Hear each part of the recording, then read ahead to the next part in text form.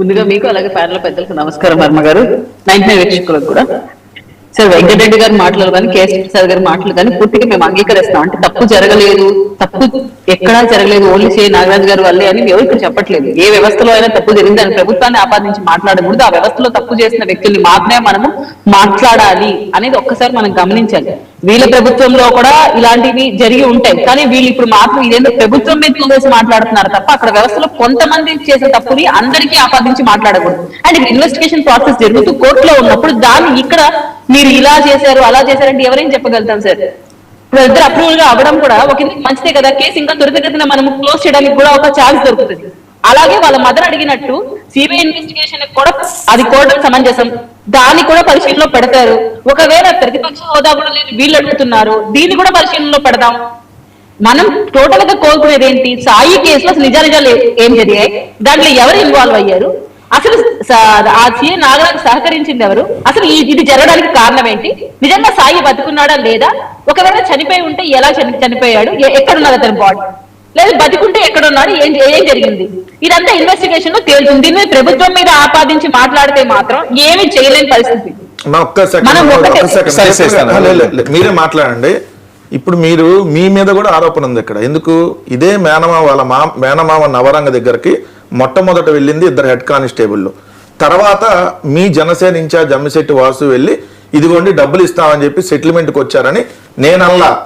ఎవరైతే మృతుడి మేనమామ లాకప్ డెత్ అయినటువంటి సాయికృష్ణ మేనమామ మీ అమ్మిశెట్టి వాసు మీ ఇన్ఛార్జ్ మీద ఆరోపణలు చేశారు. మరి మీ ఇన్ఛార్జ్ నిజంగా అది చేయకపోతే మీ వాళ్ళు వెళ్ళి కేసు పెట్టి పరువు నష్టం వేయాలి, నా మీద తప్పుడు ప్రచారం చేస్తున్నారని. ఓకే ఓకే సో మీరు దాని మీద సమానం కూడా చెప్పాలి మీరు ఇప్పుడు.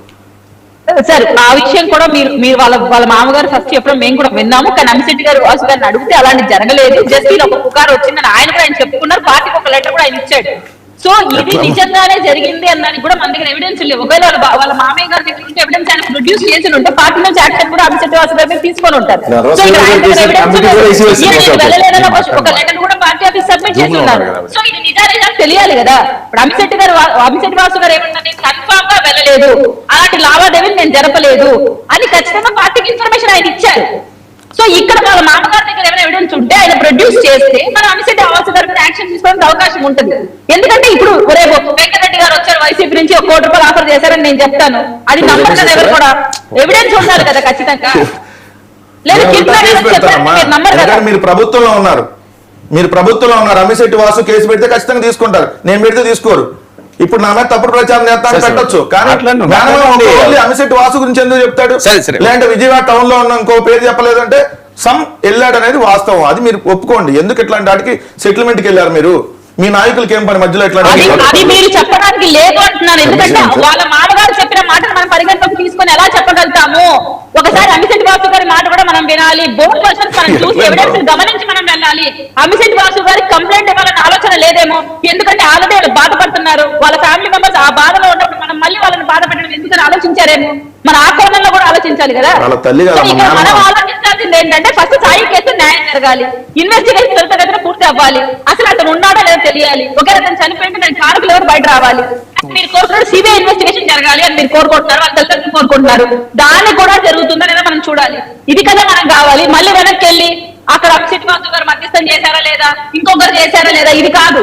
సాయి ఉన్నాడా లేదా, చనిపోయి ఉంటే ఎలా చనిపోయాడు, బతుకుంటే ఏంటి, ఇది కదా మనకు కావాల్సింది. సో ఎవరెవరు ఇన్వాల్వ్ అయ్యారు, ఎందుకు ఇన్వాల్వ్ అయ్యారు, ఎందుకు చంపాల్సి వచ్చింది, లేదా బతుకుంటే ఎక్కడ ఉన్నాడు, ఇది మనం కనుక్కుందాం అని అంటున్నాను. మీరు గతం చదువుతూ పోతామంటే అది టైం వేస్ట్ అని నేను అనుకోలేదు. మనం ఆ తల్లిదండ్రులకి న్యాయం చేయాలి, ఆ బిడ్డను ఇవ్వడానికి ప్రయత్నించాలి, న్యాయంగా మనం ఏం మాట్లాడాలి.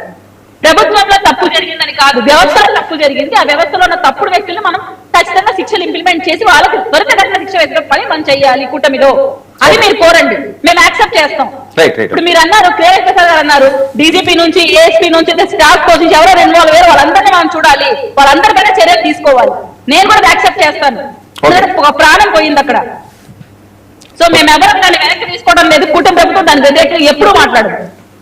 అది మీరు ఖచ్చితంగా గమనించుకునే మాట్లాడండి. అండ్ తల్లిదండ్రులు కోరినప్పుడు ఖచ్చితంగా సిబిఐ ఇన్వెస్టిగేషన్ కూడా ఇవ్వని చెప్తున్నాను.